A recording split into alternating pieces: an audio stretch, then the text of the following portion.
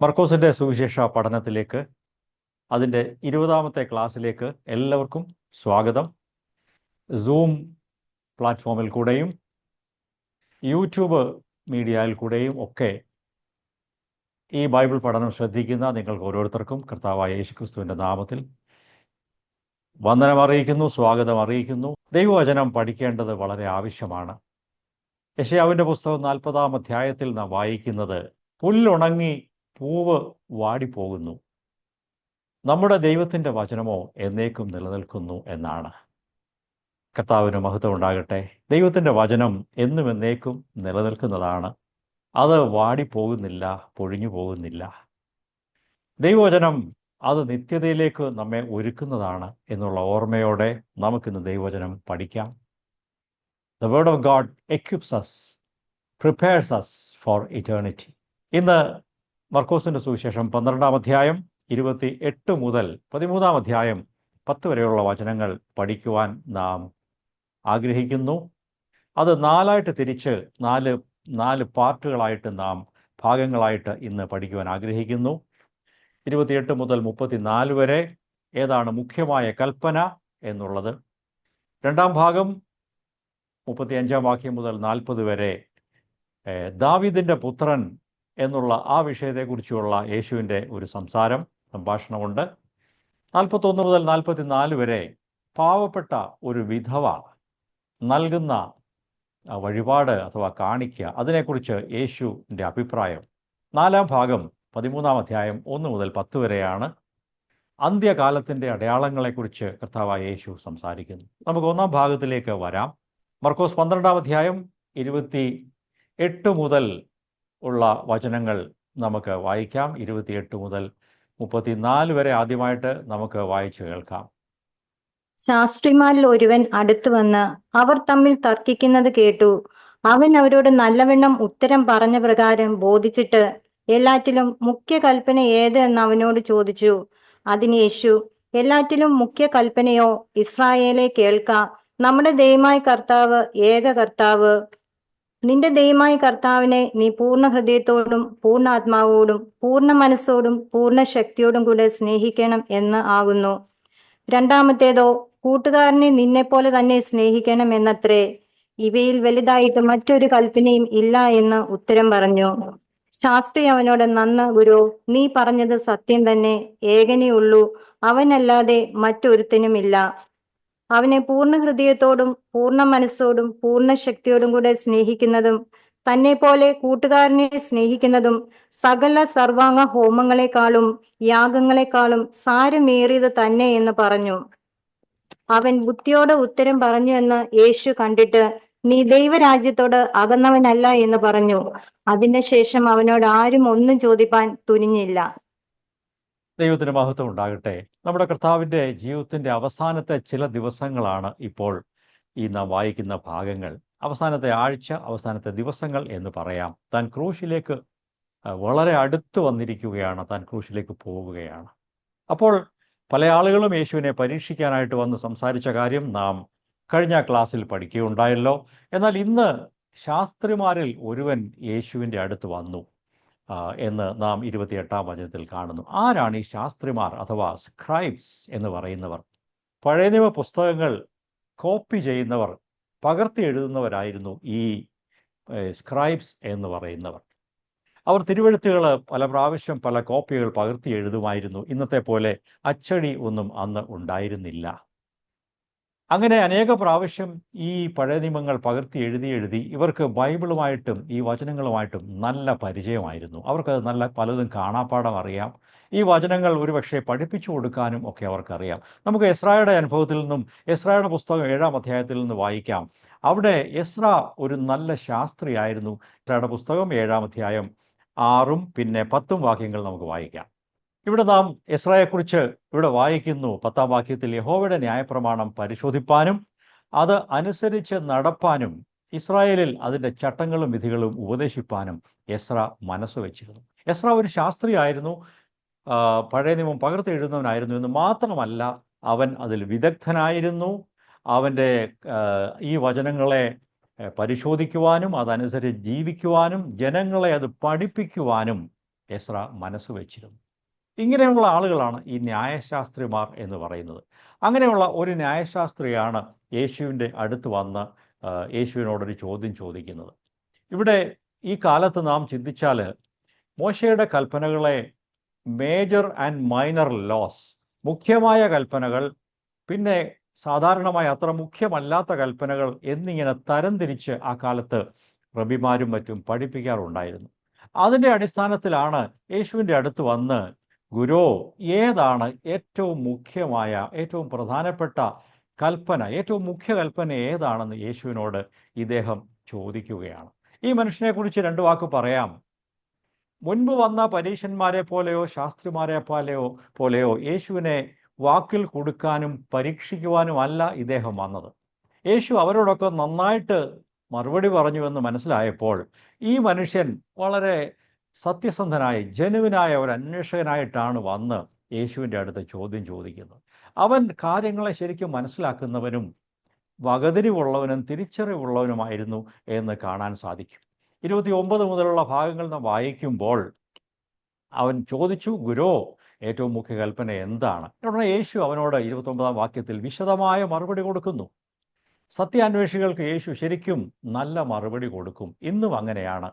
നാം നല്ല മനസ്സോടെ ദൈവത്തെ അന്വേഷിച്ചാൽ ദൈവം നമ്മുടെ ചോദ്യങ്ങൾക്ക്, സംശയങ്ങൾക്ക് മറുപടി നൽകും. നമുക്ക് മുമ്പോട്ട് പോകാനുള്ള വഴി കാണിച്ചു തരും. എല്ലാ രീതിയിലും ദൈവം നമ്മെ സഹായിക്കുവാൻ മനസ്സുള്ളവനാണ്. ഇവിടെ യേശു മറുപടി പറഞ്ഞു, മുഖ്യ കൽപ്പന എന്ന് പറയുന്നത് ദൈവത്തിൻ്റെ കൽപ്പനകളെ എല്ലാം കൂടെ രണ്ടായി സംക്ഷേപിച്ച് പറയാം എന്ന് പറഞ്ഞുകൊണ്ട് യേശു പറയുകയാണ്, ദൈവമായ കർത്താവ് ഏക കർത്താവ്. 30-ാം വാക്യം, നിന്റെ ദൈവമായ കർത്താവിനെ നീ പൂർണ്ണ ഹൃദയത്തോടും പൂർണ്ണ ആത്മാവോടും പൂർണ്ണ മനസ്സോടും പൂർണ്ണ ശക്തിയോടും കൂടെ സ്നേഹിക്കണം. ദൈവത്തെ പൂർണ്ണമായിട്ട് നീ സ്നേഹിക്കണം. അതാണ് ഒന്നാമത്തേത്. ഇനി രണ്ടാമത്തേത്, കൂട്ടുകാരനെ നിന്നെ പോലെ തന്നെ സ്നേഹിക്കണം എന്നുള്ളതാണ്. ഇങ്ങനെ രണ്ടായിട്ട് മോശെ മുഖാന്തരം നൽകപ്പെട്ട കൽപ്പനകളെ യേശു രണ്ടായിട്ട് ചുരുക്കി പറഞ്ഞു കൊടുത്തു.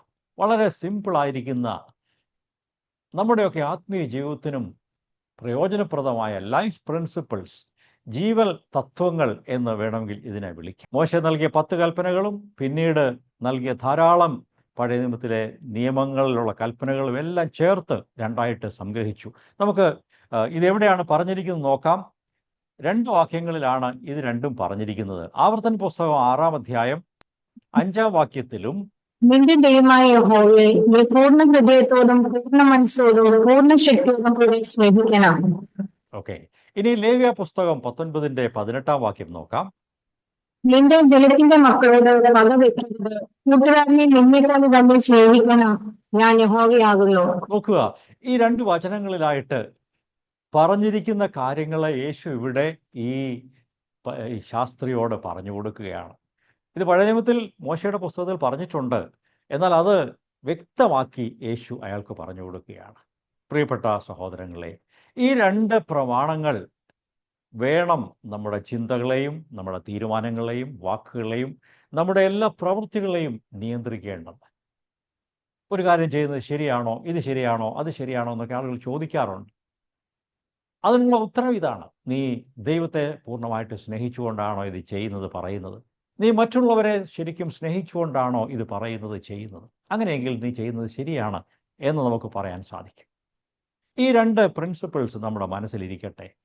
ദൈവത്തോടുള്ള പരമപ്രധാനമായ സ്നേഹം, ചുറ്റുമുള്ള മനുഷ്യരോട് അതിനാണ് അയൽക്കാർ എന്ന് പറയുന്നത്. Brotherly love and duty to neighbours. നമ്മുടെ അയൽക്കാരോട്, അടുത്തുള്ളവരോട്, ഫ്രണ്ട്സിനോട്, ഒരുമിച്ചുള്ള ആളുകളോട്, വിശ്വാസികളോടൊക്കെ നമുക്ക് ആ സ്നേഹം ഉണ്ടായിരിക്കണം. റോമർ 13-ാം അധ്യായം 10-ാം വാക്യം നോക്കാം. സ്നേഹം കൂട്ടുകാരന് ദോഷം പ്രവർത്തിക്കുന്നില്ല, ആകയാൽ സ്നേഹം ന്യായപ്രമാണത്തിന്റെ നിവൃത്തി തന്നെ. ഇവിടെ സ്നേഹത്തെക്കുറിച്ച് പറയുമ്പോൾ കൂട്ടുകാരന് ദോഷം പ്രവർത്തിക്കാത്ത സ്നേഹം എന്നാണ് ഇതിനെക്കുറിച്ചാണ് യേശു ന്യായശാസ്ത്രിയോട് സംസാരിക്കുന്നത്. ആകയാൽ സ്നേഹം ന്യായപ്രമാണത്തിന്റെ നിവൃത്തി തന്നെ. വളരെ നല്ല മറുപടിയാണ് ആ മനുഷ്യന് യേശു കൊടുത്തത്. അത് ബൈബിളിൽ തന്നെ, അവരുടെ പുസ്തകത്തിൽ തന്നെ ഉള്ള കാര്യമാണ്. എങ്കിലും യേശു അത് വ്യക്തമാക്കി അയാൾക്ക് പറഞ്ഞു കൊടുത്തു. 32 മുതൽ 34 വരെയുള്ള വാക്യങ്ങൾ നമുക്ക് നോക്കാം. അവിടെ എന്താണ് പറയുന്നത്? ഈ മനുഷ്യൻ യേശുവിൻ്റെ മറുപടി കേട്ടപ്പോൾ വളരെ സന്തോഷമായി. യേശുവിൻ്റെ പറഞ്ഞ മറുപടിയോട് അവൻ പൂർണ്ണമായിട്ടും യോജിച്ചുകൊണ്ട് യേശുവിനോട് സംസാരിക്കുന്നതാണ് 33, 34 വാക്യങ്ങൾ നാം കാണുന്നത്. ശാസ്ത്രി അവനോട്, നന്ന ഗുരു, നീ പറഞ്ഞത് സത്യം തന്നെ. ഏകനേ ഉള്ളൂ, അവനല്ലാതെ മറ്റൊരുത്തനുമില്ല. അവനെ പൂർണ്ണ ഹൃദയത്തോടും പൂർണ്ണ മനസ്സോടും പൂർണ്ണ ശക്തിയോടും കൂടെ സ്നേഹിക്കുന്നതും തന്നെ പോലെ കൂട്ടുകാരനെ സ്നേഹിക്കുന്നതും സകല സർവാംഗ ഹോമങ്ങളെക്കാളും യാഗങ്ങളെക്കാളും സാരമേറിയത് തന്നെ എന്ന് പറഞ്ഞു. നോക്കുക, ഈ മനുഷ്യൻ പ്രതികരിക്കുന്നത് നോക്കുക, അയാളുടെ റെസ്പോൺസ് നോക്കുക. യേശു പറഞ്ഞതിനോട് 100% യോജിച്ചുകൊണ്ട് അതിനെ സപ്പോർട്ട് ചെയ്തുകൊണ്ട് കുറച്ചുകൂടെ കാര്യങ്ങൾ ആഡ് ചെയ്ത് കൂട്ടിച്ചേർത്തുകൊണ്ട് അതിനെ ഉറപ്പിച്ചുകൊണ്ടാണ് സംസാരിക്കുന്നത്. യേശുവിൻ്റെ വാക്കുകളെ അവൻ അംഗീകരിച്ചു, പൂർണ്ണമായിട്ടും അതിനോട് യോജിച്ചു, അതിനെ കുറച്ചുകൂടെ വിശദമാക്കി ഞാനത് വിശ്വസിക്കുന്നു എന്നുള്ള നിലയ്ക്ക് അവൻ യേശുവിനോട് മറുപടി പറഞ്ഞു. നമുക്ക് പറയാം, ഈ മനുഷ്യൻ ഒരു ആത്മീയമായ കാഴ്ചപ്പാടുള്ള ഒരു ശാസ്ത്രിയായിരുന്നു. എല്ലാ ശാസ്ത്രിമാരും കാപട്യക്കാരായിരുന്നില്ല. ദൈവത്തെ ഭയപ്പെടുന്ന ചിലർ ആ കാലത്ത് ഉണ്ടായിരുന്നു. അങ്ങനെയുള്ള ഒരുവനായിരിക്കണം ഈ മനുഷ്യൻ. എല്ലാ ന്യായപ്രമാണവും ക്രിസ്തുവിലേക്കാണ് വിരൽ ചൂണ്ടുന്നത്. എന്നാൽ ഈ മനുഷ്യൻ അതിനപ്പുറത്തേക്ക് പോകാൻ ഉത്സാഹിച്ചില്ല.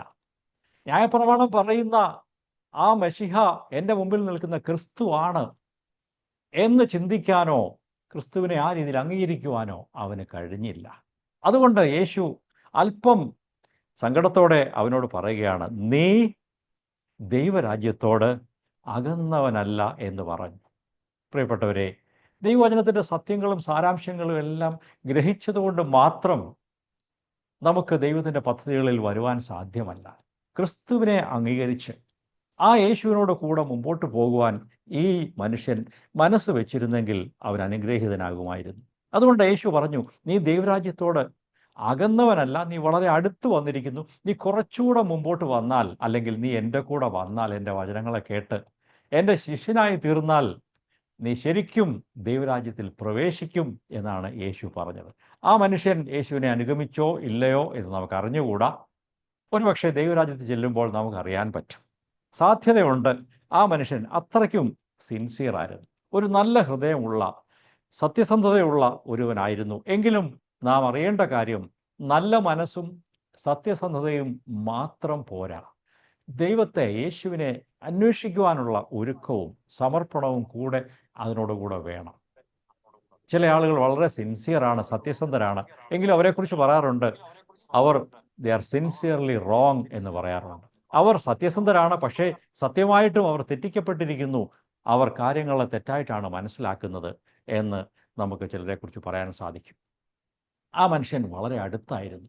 എന്നെ കേൾക്കുന്ന പ്രിയപ്പെട്ടവരെ, നിങ്ങളിൽ ചിലരൊക്കെ ദൈവരാജ്യത്തോട് വളരെ അടുത്ത് നിൽക്കുന്നവരായിരിക്കാം. നിങ്ങൾ വചനം കേൾക്കാൻ താല്പര്യമുണ്ട്, നിങ്ങൾ ബൈബിൾ വായിക്കുന്നു, പ്രാർത്ഥിക്കുന്നു, പക്ഷേ യേശുവുമായിട്ടുള്ള വ്യക്തിപരമായ ബന്ധം നിങ്ങൾക്ക് ഉണ്ടായിട്ടുണ്ടോ? നിങ്ങൾ പാപിയാണെന്ന് അംഗീകരിച്ച് പാപങ്ങളെക്കുറിച്ച് ഏറ്റുപറഞ്ഞ് ഉപേക്ഷിച്ച് പാപക്ഷമയ്ക്ക് വേണ്ടി ക്രിസ്തുവിൽ ശരണപ്പെട്ടിട്ടുണ്ടോ? നിങ്ങൾ അങ്ങനെ പ്രാർത്ഥിച്ച് ഒരു ദൈവമകനോ മകളോ ആയി തീർന്നിട്ടുണ്ടോ? എങ്കിൽ മാത്രമേ ദൈവരാജ്യത്തിൽ കടക്കുവാൻ സാധിക്കുകയുള്ളൂ. നമുക്ക് മുമ്പോട്ട് പോകാം. അടുത്ത രണ്ടാമത്തെ വിഷയത്തിലേക്ക് വരാം. അത് ദാവീദ് പുത്രനെക്കുറിച്ച് യേശു തൻ്റെ മുമ്പിൽ നിൽക്കുന്ന പരീശന്മാരോടും ശാസ്ത്രിമാരോടും തന്നെ കേൾക്കുന്ന എല്ലാവരോടും ചോദിക്കുന്ന ഒരു ചോദ്യമാണ്.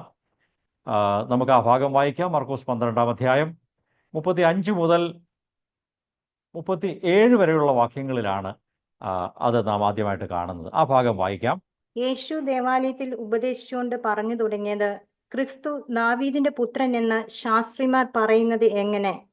കർത്താവ് എന്റെ കർത്താവിനോട്, ഞാൻ നിന്റെ ശത്രുക്കളെ നിന്റെ പാദപീഠമാക്കുവോളം എന്റെ വലത്തുഭാഗത്തിരിക്ക എന്ന് അരുളി ചെയ്തു എന്ന് ദാവീദ് താൻ പരിശുദ്ധാത്മാവിലായി പറയുന്നു. ദാവീദ് തന്നെ അവനെ കർത്താവ് എന്ന് പറയുന്നുവല്ലോ, പിന്നെ അവന്റെ പുത്രനാകുന്നത് എങ്ങനെ? എന്നാൽ വലിയ പുരുഷാരം അവന്റെ വാക്ക് സന്തോഷത്തോടെ കേട്ടുപോന്നു. ഇവിടെ യേശു തൻ്റെ ചുറ്റും നിൽക്കുന്നവരോട്, അതിൽ ന്യായപ്രമാണത്തിൽ പരിചയവും ഒക്കെയുള്ള ആളുകളുണ്ട്, പ്രസംഗികളുണ്ട്, ഒരുപക്ഷെ റബ്ബിമാരോ ശാസ്ത്രിമാരും ഒക്കെ ഉണ്ട്. അവരെല്ലാം കേൾക്കുക, അവരോട് അങ്ങോട്ടൊരു ചോദ്യം ചോദിക്കുക. 2 കൂട്ടർ ഇതിനു മുമ്പ് ഒന്ന് ചോദ്യം ചോദിച്ചു, അവർ തോറ്റുപോയി. ഇനി അവർക്ക് ചോദ്യമൊന്നും ചോദിക്കാനില്ല, വേറെ ആരും ചോദ്യമായിട്ട് ഇനി വരുന്നില്ല. യേശു അവരോടൊരു ചോദ്യം ചോദിച്ച് അവരെ ഉത്തരം മുട്ടിച്ച് വിടുന്നത്. അങ്ങനെ രസകരമായ ഒരു കാര്യമാണ് ഇവിടെ കാണുന്നത്. ദാവീദ് തന്നെ കർത്താവെന്ന് പറയുന്നുണ്ടല്ലോ, പിന്നെ ക്രിസ്തു എങ്ങനെയാ ദാവീദ് പുത്രനാകുന്നത് എന്ന് ചോദിച്ചു. അവർക്ക് മറുപടി ഉണ്ടായിരുന്നില്ല. എന്നാൽ ജനക്കൂട്ടം യേശുവിൻ്റെ വാക്ക് സന്തോഷത്തോടെ കേട്ടുപോകുന്നു. ഇവിടെ ഈ പറയുന്ന കാര്യം 110 സങ്കീർത്തനം 1 വാക്യത്തിലുള്ളൊരു കൊട്ടേഷനാണ്. 110 സങ്കീർത്തനം 1 വാക്യം വായിക്കാം. യഹോവ എന്റെ കർത്താവിനോട് അരുളി ചെയ്യുന്നത്, ഞാൻ നിന്റെ ശത്രുക്കളെ നിന്റെ പാദപീഠമാക്കുവോളം നീ എന്റെ വലത്തുഭാഗത്തിരിക്കുക. ഇതാണ് യഹോവ ദൈവം എൻ്റെ കർത്താവിനോട് അരുളി ചെയ്യുന്നത്. പിതാവായ ദൈവം ക്രിസ്തുവിനോട് പറയുകയാണ്, ഞാൻ നിന്റെ ശത്രുക്കളെ നിന്റെ പാദപീഠമാക്കുവോളം എൻ്റെ വലത്തുഭാഗത്തിരിക്കുക. ഈ ക്രിസ്തു എങ്ങനെയാണ് ദാവീദ് പുത്രനും ദാവീദിൻ്റെ യജമാനനായ ക്രിസ്തുവുമാകുന്നത്, കർത്താവുമാകുന്നത് എങ്ങനെ സാധിക്കും എന്നാണ് യേശു അവരോട് ചോദിക്കുന്നത്. അവർക്കതിന് മറുപടിയില്ല. അത് രസകരമായ ഒരു ചോദ്യമാണ്. യേശുവിനെ ദാവീദിൻ്റെ പുത്രൻ എന്നുള്ള നിലയ്ക്ക് മാത്രമല്ല, ദൈവം മനുഷ്യനായി അവതരിച്ച ക്രിസ്തുവായിട്ടും കൂടെയാണ് ദാവീദ് അഭിസംബോധന ചെയ്യുന്നത്. ആ കാര്യം ഈ കേൾവിക്കാർക്ക് അറിഞ്ഞുകൂടാ. അതെങ്ങനെയാണ്? യേശു ചോദിക്കുന്ന ചോദ്യം അതാണ്. എങ്ങനെ ദാവീദിന് മെശിഹയെ കർത്താവെന്നും തൻ്റെ മകനെന്നും വിളിക്കാൻ സാധിക്കും? അങ്ങനെയാണല്ലോ നിങ്ങളുടെ ബൈബിളിൽ പറയുന്നത് എന്നാണ് യേശു അവരോട് പറയുന്നത്. യേശു ദാവീദിൻ്റെ സന്തതിയിൽ ജനിച്ചു, ദാവീദിൻ്റെ പുത്രനാണെന്നും ദൈവപുത്രനാണെന്നും നമുക്ക് റോമർ 1 അധ്യായത്തിൽ കാണാൻ സാധിക്കും. റോമർ 1 അധ്യായം 5ഉം 6ഉം വാക്യങ്ങൾ നമുക്ക് നോക്കാം. ജഡം സംബന്ധിച്ച് ദാവീദിന്റെ സന്തതിയിൽ നിന്ന് ജനിക്കുകയും മരിച്ചിട്ട് ഉയർത്തെഴുന്നേൽക്കുകയാൽ വിശുദ്ധിയുടെ ആത്മാവ് സംബന്ധിച്ച് ദൈവപുത്രൻ എന്ന് ശക്തിയോടെ നിർണയിക്കപ്പെടുകയും ചെയ്തിരിക്കുന്നവനാലല്ലോ ഞങ്ങൾ അവന്റെ നാമത്തിനായി സകല ജാതികളുടെയും ഇടയിൽ വിശ്വാസത്തിന് അനുസരണം വരുത്തേണ്ടതിന് കൃപയും അപ്പോസ്തലത്വവും പ്രാപിച്ചത്. ഈ കാര്യം ഈ വചനങ്ങളിൽ കുറച്ചുകൂടെ വ്യക്തമായിട്ട് പറഞ്ഞിട്ടുണ്ട്. യേശുവിനെ കുറിച്ച് പൗലോസ് അപ്പോസ്തലൻ എഴുതുന്നത്, ജഡം സംബന്ധിച്ച് ദാവീദിൻ്റെ പുത്രനാണ്, ദാവീദിൻ്റെ വംശാവലിയിൽ ജനിച്ചവനാണ്. എന്നാൽ മരിച്ചിട്ട് ഉയർത്തെഴുന്നേൽക്കുകയാൽ വിശുദ്ധിയുടെ ആത്മാവ് സംബന്ധിച്ച് അവൻ ദൈവപുത്രൻ എന്ന് നിർണയിക്കപ്പെട്ടവനുമാണ്. ഈ 2 കാര്യങ്ങളും ഇവിടെ വ്യക്തമായിട്ട് പറയുന്നുണ്ട്.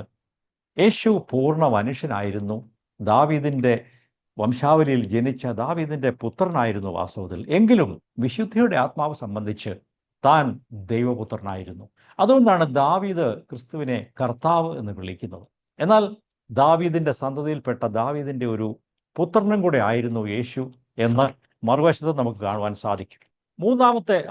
അടുത്ത ഭാഗം എന്ന് പറയുന്നത് ഇതിൻ്റെ ശേഷമുള്ള ചില വചനങ്ങളാണ്. 38 മുതൽ 40 വരെയുള്ള വചനങ്ങൾ നമുക്ക് നോക്കാം. അത് ശാസ്ത്രിമാർക്കെതിരായിരിക്കുന്ന യേശുവിൻ്റെ ചില മുന്നറിയിപ്പുകളാണ്. നിങ്ങൾ ശാസ്ത്രിമാരെ ഒന്ന് സൂക്ഷിച്ചു കൊള്ളണം, അവരുടെ ജീവിതത്തിലെ എല്ലാ കാര്യങ്ങളും നിങ്ങൾക്ക് നല്ല മാതൃകയല്ല, നിങ്ങൾ അവരെ സൂക്ഷിച്ചു കൊള്ളണം എന്നാണ് യേശു ഇവിടെ പറയുന്നത്. നമുക്ക് ആ ഭാഗം വായിക്കാം. 38 മുതൽ 40 വരെയുള്ള വചനങ്ങൾ വായിക്കാം. അവൻ തന്റെ ഉപദേശത്തിൽ അവരോട്, അങ്കികളോട് നടക്കുന്നതും അങ്ങാടിയിൽ വന്ദനവും പള്ളിയിൽ മുഖ്യാസനവും അത്താഴത്തിൽ പ്രധാന സ്ഥലവും ഇച്ഛിക്കുന്ന ശാസ്ത്രിമാരെ സൂക്ഷിച്ചുകൊള്ളുവീൻ.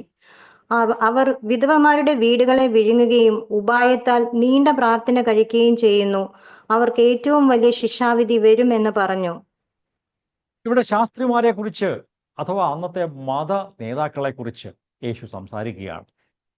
തൻ്റെ കേൾവിക്കാരോട് പറയുന്നത്, നിങ്ങൾ ഈ മത നേതാക്കന്മാരെ, റബിമാരും പരീശന്മാരും സദൂക്യരും ശാസ്ത്രിമാരും ഒക്കെ ഉൾപ്പെടുന്ന ഒരു വലിയ സംഘമുണ്ട്, നിങ്ങൾ അവരെ ഒന്ന് സൂക്ഷിച്ചു കൊള്ളണം എന്നൊരു മുന്നറിയിപ്പായിട്ട്, വാണിംഗ് ആയിട്ടാണ് യേശു അവിടെ പറയുന്നത്. ഇവിടെ ഈ വചനങ്ങളിൽ യേശു അവരുടെ തെറ്റായിരിക്കുന്ന ചിന്തകളെയും മനോഭാവങ്ങളെയും തുറന്നു കാണിക്കുകയാണ്. Exposing their impure motives. അവരുടെ ഉദ്ദേശങ്ങൾ അത്ര ശരിയല്ല എന്നാണ് യേശു തൻ്റെ കേൾവിക്കാരോട് പറയുന്നത്. അവർ പാവപ്പെട്ടവരെയും പണക്കാരെയും ഒക്കെ കൊള്ളയടിക്കുന്നവരാണ്, അവരെ എക്സ്പ്ലോയിറ്റ് ചെയ്ത് അവരുടെ നിന്ന് പണം തട്ടിയെടുക്കുവാൻ ആഗ്രഹിക്കുന്നവരാണ് ഈ ശാസ്ത്രിമാർ എന്ന് യേശു പറയുന്നു. അതോടുകൂടെ തന്നെ അതിനുശേഷം യേശു പറയുകയാണ്, ഇവരുടെ പുറമേ ഉള്ള അവരുടെ ഭാവം വലിയ ഭക്തി നടിക്കുന്നവരാണ്, പയസ് ആക്ഷൻസ് അവരുടെ പുറമേ ഉണ്ട്, എങ്കിലും അവരുടെ ഉദ്ദേശം അവർക്ക് മാന്യതയും ബഹുമാനവും അംഗീകാരവും ഒക്കെ കിട്ടണം. അതുകൊണ്ട് അവർ ഭക്തി നടിക്കുകയാണ്. അവർ വളരെ ഷോയി ആയിട്ട് ഭക്തി, സ്പിരിച്വാലിറ്റി, ആത്മീയത അഭിനയിക്കുന്നവരാണ്. നിങ്ങൾ അവരെ സൂക്ഷിക്കണം എന്ന് യേശു അവരോട് പറയും. ഈ വാക്യങ്ങളിൽ 2-3 കാര്യങ്ങൾ യേശു എടുത്തു പറയുന്നു ഈ ശാസ്ത്രിമാരെ കുറിച്ച്. ഒന്ന്, അവർ ദേ ലവ് ഓണർ. അവർക്ക് ബഹുമാനം കിട്ടുന്നുണ്ട്, അത് തെറ്റാണെന്നല്ല യേശു അത് പറഞ്ഞത്.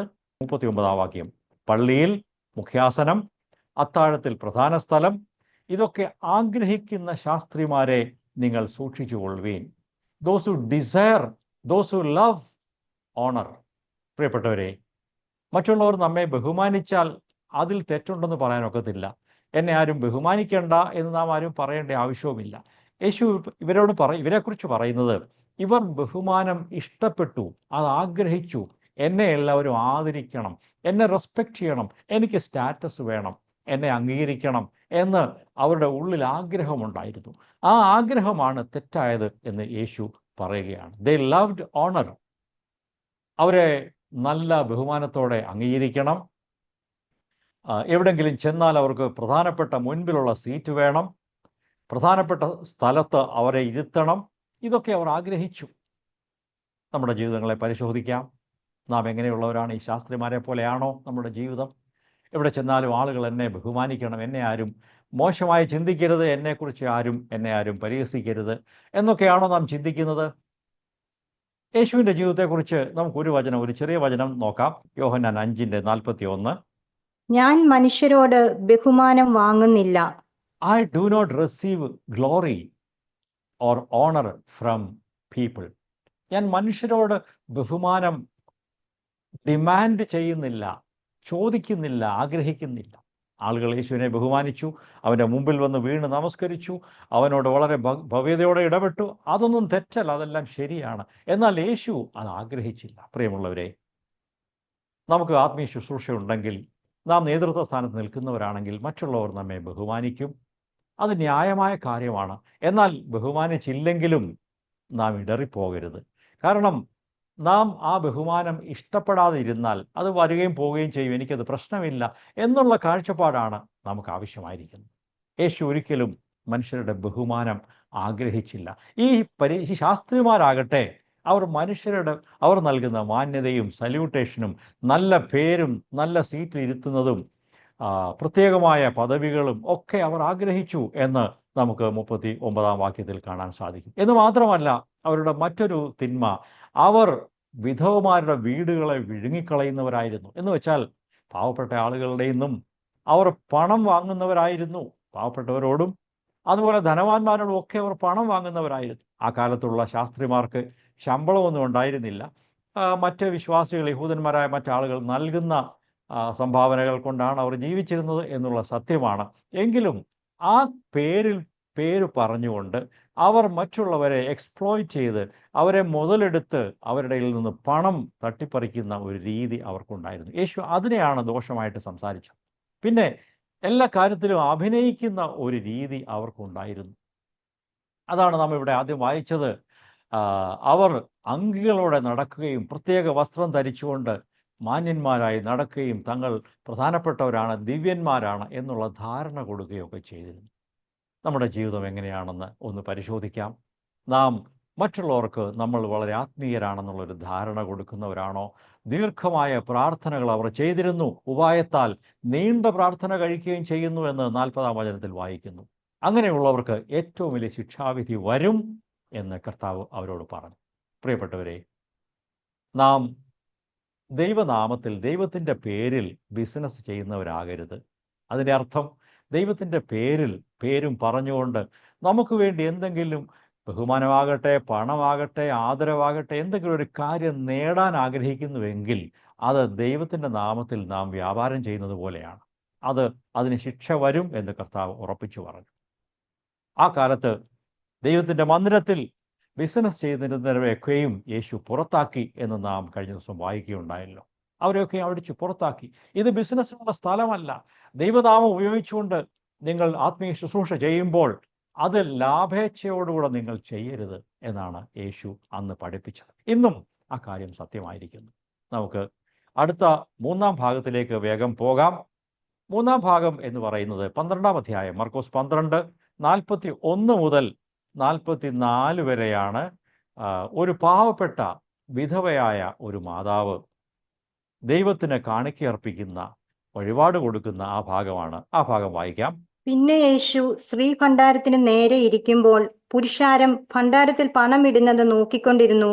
ധനവാന്മാർ പലരും വളരെ ഇട്ടു. ദരിദ്രയായ ഒരു വിധവ വന്നു 1 പൈസയ്ക്ക് ശരിയായ 2 കാശിട്ടു. അപ്പോൾ അവൻ ശിഷ്യന്മാരെ അടുക്കൽ വിളിച്ചു, ഭണ്ഡാരത്തിലിട്ട എല്ലാവരെക്കാളും ഈ ദരിദ്രയായ വിധവ അധികം ഇട്ടിരിക്കുന്നു എന്ന് ഞാൻ സത്യമായിട്ട് നിങ്ങളോട് പറയുന്നു. എല്ലാവരും തങ്ങളുടെ സമൃദ്ധിയിൽ നിന്നിട്ടു, ഇവളോ തന്റെ ഇല്ലായ്മയിൽ നിന്ന് തനിക്കുള്ളതൊക്കെയും തന്റെ ഉപജീവനം മുഴുവനും ഇട്ടു എന്ന് അവരോട് പറഞ്ഞു.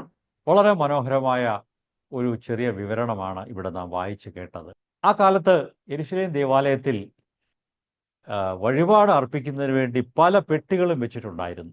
പ്രധാനമായിട്ടും 2 പെട്ടികൾ ഉണ്ടായിരുന്നു എന്നാണ് ഞാൻ മനസ്സിലാക്കുന്നത്. ഒന്ന്, ദൈവാലയത്തിൻ്റെ ആ കരം, ടെമ്പിൾ ടാക്സ് ഇടുവാനായിട്ട് അവിടെയുള്ള പുരുഷന്മാരൊക്കെയും അവർ ടെമ്പിൾ ടാക്സ് കൊടുക്കണമായിരുന്നു. അത് ഇടുവാനുള്ള ഒരു ബോക്സ് അവിടെ വെച്ചിട്ടുണ്ട്. കൂടാതെ നല്ല മനസ്സോടെ ഫ്രീ വില്ലായിട്ട് ദൈവത്തിന് സ്വമേധയാ ദാനങ്ങൾ കൊടുക്കുന്നവരിടുവാനുള്ള മറ്റൊരു ബോക്സും അവിടെ വെച്ചിട്ടുണ്ട്. 2 പെട്ടികളുണ്ട്. ഈ 2ാമത്തെ പെട്ടിയുടെ കാര്യമാണ് ഇവിടെ പറയുന്നത്. അവിടെയാണ് ധനവാന്മാരൊക്കെ ധാരാളം പണം കൊണ്ട് ഇടുന്നത് യേശു ദൂരെ നിന്ന് നോക്കി കണ്ടു. ആ ഭാഗത്ത് അപ്പുറത്ത് അതിന് ഓപ്പോസിറ്റായിട്ട് യേശു ഇരിക്കുകയാണ്. അത് ഈ പെട്ടി വെച്ചിരിക്കുന്ന സ്ഥലം സ്ത്രീകളുടെ പ്രാകാരത്തിൻ്റെ ആ ഭാഗത്തായിരിക്കണം. അതുകൊണ്ടാണ് യേശുവിനത് കാണാൻ സാധിച്ചത്. എത്ര പണം അവർ ഇട്ടു എന്നുള്ളത് യേശു കണ്ടു. ഇവിടെ പറയുന്നു, അവർ എങ്ങനെ ഇടുന്നു എന്ന് യേശു നോക്കിക്കൊണ്ടിരുന്നു. He was looking as to how the people were putting money into the treasury. അവർ എങ്ങനെയാണ് ഇടുന്നത്, എത്ര ഇട്ടു എന്നുള്ളതിനേക്കാളും എങ്ങനെ ഇട്ടു എന്ന് യേശു അവിടെ നോക്കിക്കൊണ്ടിരുന്നു. ഇടുന്ന ആളുകളുടെ മനോഭാവവും അവരുടെ മുഖഭാവവും ഒക്കെ യേശു ശ്രദ്ധിച്ചുകൊണ്ടിരിക്കുകയായിരുന്നു. 42-ാം വാക്യത്തിൽ പല ധനവാന്മാരായ ആളുകളും വന്ന് വളരെയധികം പണം അവിടെ വഴിപാടായിട്ട് അർപ്പിച്ചു. അവരെക്കുറിച്ച് നാം പറയുന്നത് അതിൻ്റെ 44-ാം വാക്യത്തിലാണ്. എല്ലാവരും തങ്ങളുടെ സമൃദ്ധിയിൽ നിന്ന് ഇട്ടു, ഔട്ട് ഓഫ് ദെയർ സർപ്ലസ്. അവർക്ക് ശരിക്കു പറഞ്ഞാൽ മിച്ചമുള്ള പണത്തിൻ്റെ ഒരു ഭാഗമാണ് അവർ ഈ വഴിപാടായിട്ട് അർപ്പിച്ചു. എന്നാൽ ദരിദ്രയായ വിധവയായ ഈ മാതാവ് അങ്ങനെയല്ല ചെയ്തത്. അവൾക്ക് ആകെ ഉണ്ടായിരുന്ന ഉപജീവനം മുഴുവനും അവൾ ദൈവാലയത്തിലുള്ള ആ പെട്ടിയിൽ, ആ ഭണ്ഡാരത്തിൽ ഇട്ടു.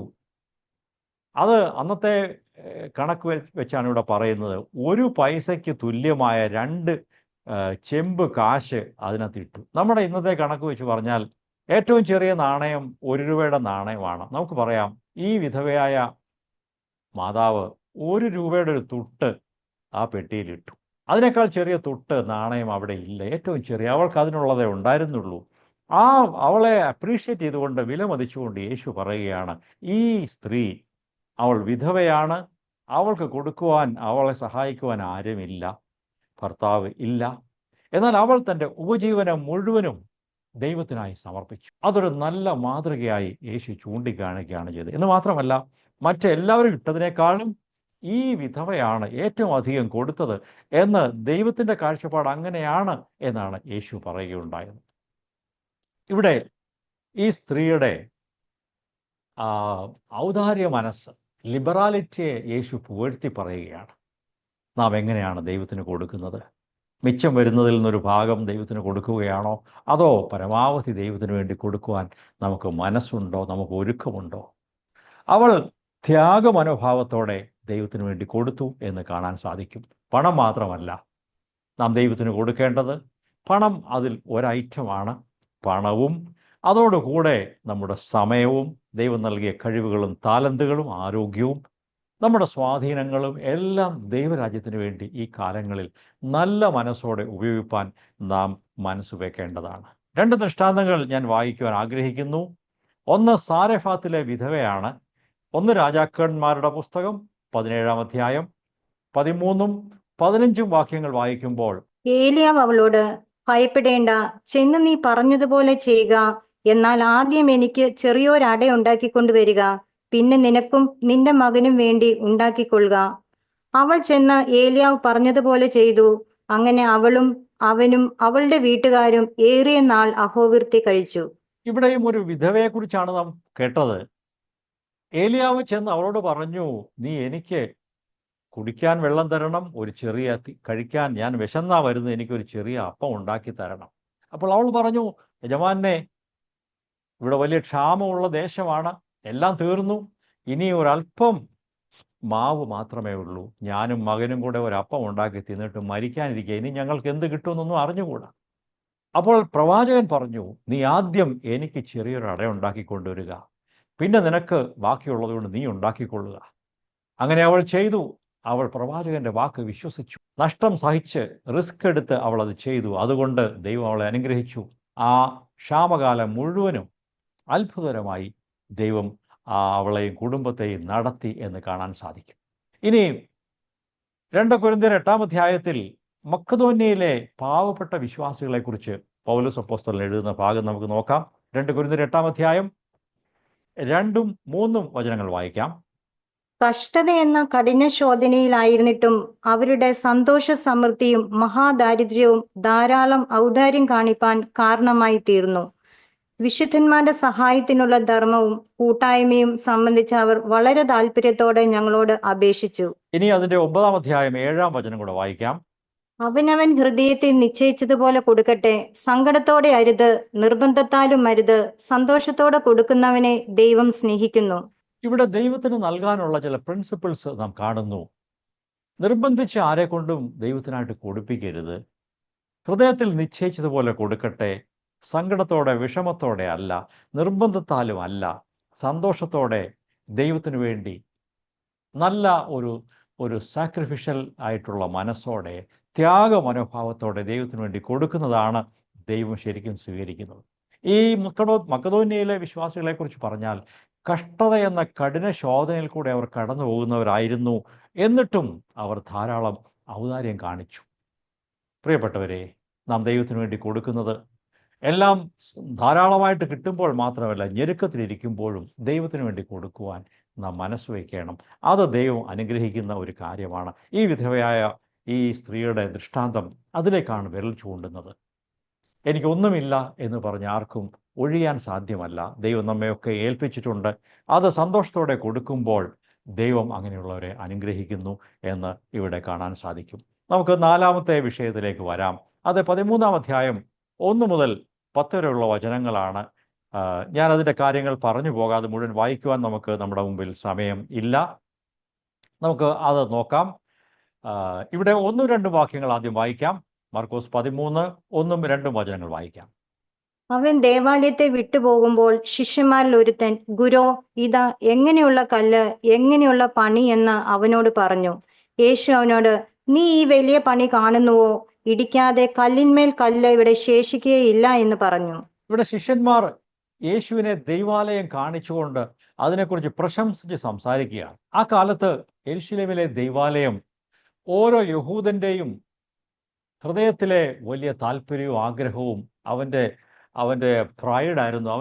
അവൻ്റെ ഹൃദയത്തിലെ വലിയ സന്തോഷവും അഭിമാനവുമായിട്ട് അവർ കരുതിയിരുന്നു. ഇത്രയും വലിയൊരു ദൈവാലയം ഞങ്ങൾക്കുണ്ടല്ലോ. ആ കാലത്തുണ്ടായിരുന്ന ദൈവാലയം എസ്രയുടെ കാലത്ത്, അന്നേക്ക് ഏതാണ്ട് 500 വർഷങ്ങൾക്ക് മുമ്പ് എസ്രയുടെ കാലത്ത് പണി കഴിപ്പിച്ച ആലയമാണ്. എന്നാൽ അത് വളരെ പഴക്കം ചെന്നതുകൊണ്ട് ഹെരോദ രാജാവ് കുറേ വർഷങ്ങളായി അത് പുതുക്കി പണിതുകൊണ്ടിരിക്കുകയാണ്. ആ പണി പൂർത്തിയായിട്ടില്ല. കഴിഞ്ഞ 45 വർഷങ്ങളായി ആ പണി നടക്കുകയാണ്. AD 64 മാത്രമേ ആ പണി പൂർത്തിയായുള്ളൂ എന്നാണ് ചരിത്രത്തിൽ നിന്ന് കാണാൻ സാധിക്കുന്നത്. ശിഷ്യന്മാർ യേശുവിനോട് സംസാരിക്കുമ്പോൾ അതിൻ്റെ പണിയൊക്കെ മിക്കവാറും ഒക്കെ പൂർത്തിയായി. വലിയ വലിയ മനോഹരങ്ങളായ കല്ലുകൾ വെച്ച് ആണ് ആ ആലയം പണിതിരിക്കുന്നത്. ഗുരു, നോക്ക്, എത്ര വലിയ മനോഹരമായ കല്ലുകൊണ്ട് മനോഹരമായിട്ട് പണിതിരിക്കുന്നു എന്ന് വളരെ സന്തോഷത്തോടെ ശിഷ്യന്മാർ പറഞ്ഞപ്പോൾ യേശു പറയുകയാണ്, ഇടിക്കാതെ കല്ലിന്മേൽ കല്ല് ഇവിടെ ശേഷിക്കയില്ല എന്ന് യേശു അവരോട് പറഞ്ഞു. യേശുവിന് കാര്യങ്ങളെക്കുറിച്ച് മുന്നമേ കാണാനും അറിയാനുമുള്ള ഒരു പ്രവാചക ദൃഷ്ടി തനിക്കുണ്ടായിരുന്നു. പിതാവിൻ്റെ പക്കൽ നിന്നും യേശു അത് പ്രാപിച്ചിരുന്നു. യേശു അത് പ്രവചന ദൃഷ്ടിയ ആണ് സംസാരിക്കുന്നത്. എന്നാൽ യേശു അവരോട് പറയുകയാണ്, ഇത്ര വലിയ കല്ലുകൾ കൊണ്ട് പണിതിരിക്കുന്നുവെങ്കിലും ഇടിക്കാതെ ഒരു കല്ല് പോലും ഒരു കല്ലിന്മേൽ ഇവിടെ ശേഷിക്കത്തില്ല.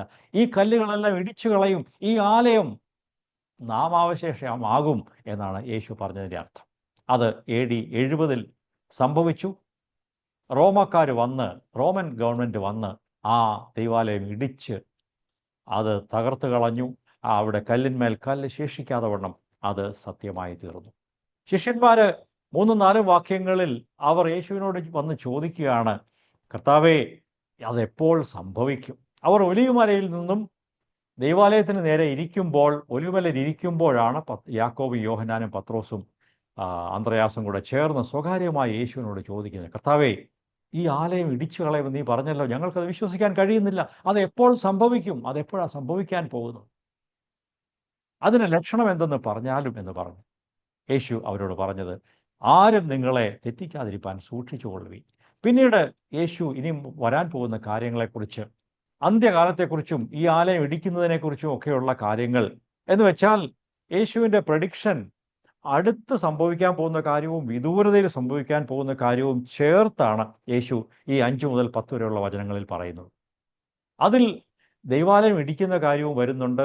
ക്രിസ്തുവിൻ്റെ 2ാം വരവിനെക്കുറിച്ചും യേശു സൂചിപ്പിക്കുന്നുണ്ട്. എന്നാൽ അതിൻ്റെ കാലഘട്ടപരമായി ക്രൊനോളജിക്കലായി ശരിയായ രീതിയിലല്ല കാര്യങ്ങളെല്ലാം പറഞ്ഞിരിക്കുന്നത്. എങ്കിലും നിയർ ഫ്യൂച്ചറും ഡിസ്റ്റൻറ്റ് ഫ്യൂച്ചറും, അടുത്ത് സംഭവിക്കേണ്ടതും വളരെ ദൂരെ സംഭവിക്കേണ്ട കാര്യങ്ങളെയും യേശു അവിടെ പറയുന്നുണ്ട്. ഇവിടെ ഇവർ സംസാരിക്കുമ്പോൾ ഒലിവുമലയിലാണ് ഇരിക്കുന്നത്. ഒലിവുമലയിൽ നിന്ന് താഴോട്ട് നോക്കിയാൽ യെരൂശലേം ദേവാലയം കാണാം. യെരൂശലേമിനോട് തൊട്ട് ചേർന്നാണ് ഒലിവുമല എന്ന് കാണാൻ സാധിക്കും. ആ ഒലിവുമലയിൽ നിന്നാണ് യേശു സ്വർഗത്തിലേക്ക് എടുക്കപ്പെട്ടത്. നമുക്ക് അപ്പോസ്തല പ്രവൃത്തികൾ 1-ാം അധ്യായം 11-12 വാക്യങ്ങൾ വായിക്കാം. ഒലിവുമലയുടെ പ്രാധാന്യത്തെക്കുറിച്ച് അവിടെ വായിക്കുന്നു. യേശു സ്വർഗത്തിലേക്ക് എടുക്കപ്പെടുന്ന ഭാഗമാണ്. വായിക്കാം. ഗലീല പുരുഷന്മാരെ, നിങ്ങൾ ആകാശത്തിലേക്ക് നോക്കി നിൽക്കുന്നത് എന്ത്? നിങ്ങളെ വിട്ട് സ്വർഗാരോഹണം ചെയ്ത ഈ യേശുവിനെ സ്വർഗത്തിലേക്ക് പോകുന്നവനായി നിങ്ങൾ കണ്ടതുപോലെ തന്നെ അവൻ വീണ്ടും വരും എന്ന് പറഞ്ഞു. അവർ യെരുശലേമിന് സമീപത്ത് ഒരു ശബത്ത് ദിവസത്തെ വഴിദൂരമുള്ള ഒലിവ് മല വിട്ട് യെരുശലേമിലേക്ക് മടങ്ങിപ്പോന്നു. യെരൂശലേമിലേക്ക് അവർ മടങ്ങിപ്പോന്നു. പക്ഷെ ഒലിവുമലയിലായിരുന്നു അവർ ആയിരുന്നത്. ഇവിടെ ഒലിവുമലയിൽ വെച്ചാണ് യേശു സ്വർഗാരോഹണം ചെയ്തത്. ദൂതൻ അവരോട് പറഞ്ഞു, ശിഷ്യന്മാരോട് പറഞ്ഞു, ഈ യേശുവിനെ ഒലിവുമലയിൽ നിന്നും കയറിപ്പോകുന്നതിനായി നിങ്ങൾ കണ്ടതുപോലെ തന്നെ അവൻ വീണ്ടും വരും. എന്ന് വെച്ചാൽ യേശു മടങ്ങി വരുന്നത് എവിടെയാണ്?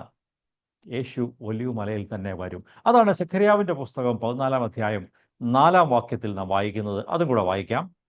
അന്നാളിൽ അവന്റെ കാൽ യെരുശലേമിനെതിരെ കിഴക്കുള്ള ഒലിവുമലയിൽ നിൽക്കും. ഒലിവുമല കിഴക്ക് പടിഞ്ഞാറായി നടുവേ പിളർന്നു പോകും. ഏറ്റവും വലിയൊരു താഴ്വര ഉളവാകും. മലയുടെ ഒരു പാതി വടക്കോട്ടും മറ്റേ പാതി തെക്കോട്ടും വാങ്ങിപ്പോകും. ഇത് ക്രിസ്തുവിൻ്റെ വരവിനെക്കുറിച്ച് പ്രവാചകൻ വളരെ വർഷങ്ങൾക്ക് മുമ്പേ പ്രവചിച്ചിരിക്കുന്നതാണ്. ഇനി സംഭവിക്കാനുള്ള കാര്യം അതാണ്.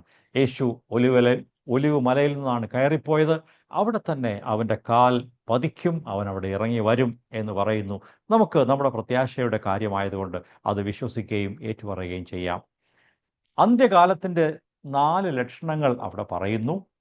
നമുക്ക് അതും കൂടെ വേഗം ചിന്തിച്ചു പോകാം. ഒന്നാമത്തേത് 5ഉം 6ഉം വാക്യങ്ങളിലാണ്.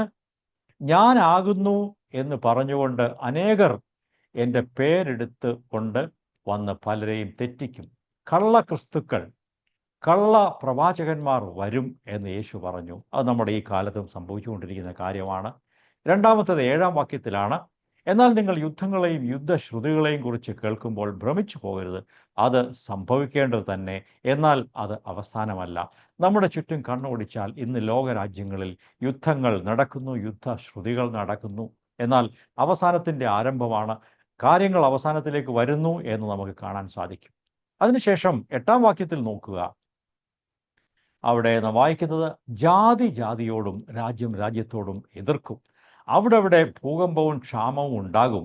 ഇത് ഈറ്റുനോവിൻ്റെ ആരംഭമത്രേ. ഇതൊക്കെയും നമ്മുടെ ചുറ്റും കാണുന്നുണ്ട്. ജനതകൾ തമ്മിൽ യുദ്ധം ചെയ്യുന്നു.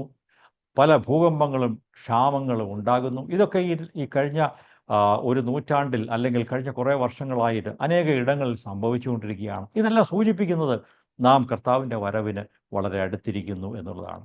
4-ാമത്തെ അടയാളമായിട്ട് യേശു പറഞ്ഞത് 9-ാം വചനം നോക്കുക. എന്നാൽ നിങ്ങളെ തന്നെ സൂക്ഷിച്ചുകൊള്ളുവീൻ.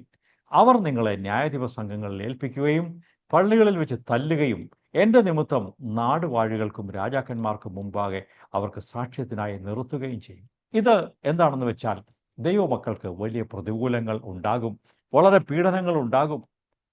1-ാം നൂറ്റാണ്ടിൽ തന്നെ സ്തേഫാനോസിനെ കല്ലെറിഞ്ഞു കൊന്നു. യാക്കോബിൻ്റെ സഹോദരനായ യോഹന്നാനെ വാൾ കൊണ്ട് വെട്ടിക്കൊന്നു. പിന്നീട് അനേകം സംഭവങ്ങൾ ആ കാലത്ത് തന്നെ നിറവേറി. അനേകം പേര് പീഡനങ്ങൾ കൂടെ കടന്നുപോയി കൊല്ലപ്പെട്ടു. അന്ത്യനാളുകളിൽ ഇനിയും ഈ കാര്യങ്ങൾ സംഭവിക്കും. നമ്മുടെ രാജ്യത്തും അത് നിറവേറിക്കൊണ്ടിരിക്കുന്നു. ആകയാൽ നാം അന്ത്യനാളുകളിലാണ് ജീവിക്കുന്നത്. 10-ാം വാക്യത്തിൽ നാം വായിക്കുന്നു, എന്നാൽ സുവിശേഷം മുൻപേ അഥവാ ആദ്യം ഈ വരവിന് മുമ്പ്, കർത്താവിൻ്റെ വരവിന് മുമ്പ് സകല ജാതികളോടും പ്രസംഗിക്കേണ്ടതാകുന്നു. എന്ന് വെച്ചാൽ എല്ലാ ജനവർഗങ്ങളോടും ക്രിസ്തുവിൻ്റെ സുവിശേഷം കേൾപ്പിക്കേണ്ടതാകുന്നു. ഓരോ മനുഷ്യരും കേൾക്കണമെന്നല്ല, എല്ലാ ജനതകൾക്കും, എല്ലാ പീപ്പിൾ ഗ്രൂപ്പിനും ഈ സദ്വർത്തമാനം പ്രഘോഷിക്കേണ്ടത് ആവശ്യമാണ്. അതുകൊണ്ടാണ് ദൈവം അനേക ഇടങ്ങളിലേക്ക്, വിവിധ ജനക്കൂട്ടങ്ങളിലേക്ക്, ആളുകളുടെ ഇടയിലേക്ക് മിഷണറിമാരെ ഇന്ന് ദൈവമക്കളെ അയച്ചുകൊണ്ടിരിക്കുന്നത്. കർത്താവിന് മഹത്വം ഉണ്ടാകട്ടെ. അത് ക്രിസ്തുവിൻ്റെ വരവിൻ്റെ അടയാളമായിട്ടും കൂടെയാണ് പറഞ്ഞിരിക്കുന്നത്. ഈ സുവിശേഷം എല്ലാ ദേശങ്ങളിലും, എല്ലാ രാജ്യങ്ങളിലും പ്രഘോഷിക്കപ്പെടണം. അത് സംഭവിച്ചുകൊണ്ടിരിക്കുകയാണ്. നമ്മുടെ കർത്താവിൻ്റെ വരവ് ഏറ്റവും സമീപിച്ചിരിക്കുന്നു എന്ന് മനസ്സിലാക്കി നമുക്ക് ഒരുക്കത്തോടെ ജീവിക്കാം. അതിനാണ് ഈ വചനങ്ങൾ നമ്മോട് ഇന്ന് പറഞ്ഞുകൊണ്ടിരിക്കുന്നത്. ദൈവം നമ്മെ ഈ വചനങ്ങളാൽ അനുഗ്രഹിക്കട്ടെ.